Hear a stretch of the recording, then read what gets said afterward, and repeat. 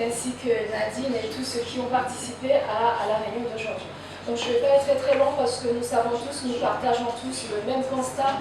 Nous savons ce qui se passe à Mayotte du début jusqu'à la fin. Et enfin, j'espère que la fin sera meilleure. Et de ce que l'historien nous a fait découvrir et nous a rappelé de l'histoire de Mayotte.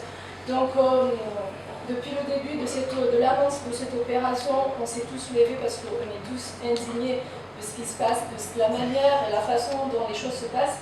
C'est qu'on nous dise que Mayotte est un département français et qu'il n'y a aucun droit qui est respecté, ni les enfants, ni les habitations, ni droit au logement, tout ça. Donc, je ne vais pas faire tout. Mais là, aujourd'hui, on est là pour faire avancer les choses.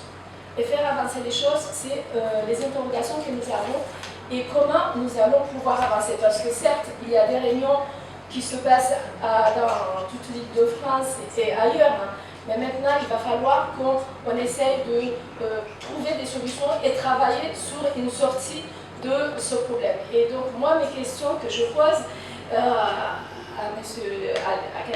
l'historien, c'est ce droit qui est bafoué, ce visa Balladur. Qu'est-ce qu'à notre niveau, ou comment on peut, nous, en tant que société civile, élus et tous ceux qui supportent, comment faire pour porter plainte, parce que vous l'avez dit, hein, c'est un crime contre l'humanité. Il y a eu tellement de morts qu'aujourd'hui on ne peut pas laisser nos morts comme ça de ce visa. Qu'est-ce qu'aujourd'hui nous pourrons faire? Et donc quelles solutions nous allons pouvoir trouver? Et surtout par rapport à ce qui a été souligné, ces enfants qui ne sont pas scolarisés. Nous savons qu'il y a des droits de l'enfant, et donc ces enfants qui ne sont pas scolarisés. Qu'est-ce qu'à notre niveau, qu'est-ce qu'on peut faire pour qu'aujourd'hui la France soit condamnée, parce que nationalement il ne respecte pas, donc il est, comme ça a été souligné, la France appartient à l'Europe, donc il y a des droits européens, des droits internationaux. Donc le fait que la France ne respecte pas ces droits, qu'est-ce que, à notre niveau, nous, on peut faire? Donc c'est toutes ces questions que nous posons, parce que ça a été souligné, et je ne vais pas me répéter parce qu'il y a beaucoup de questions, il y a beaucoup de choses. Donc moi, c'était ces quelques questions.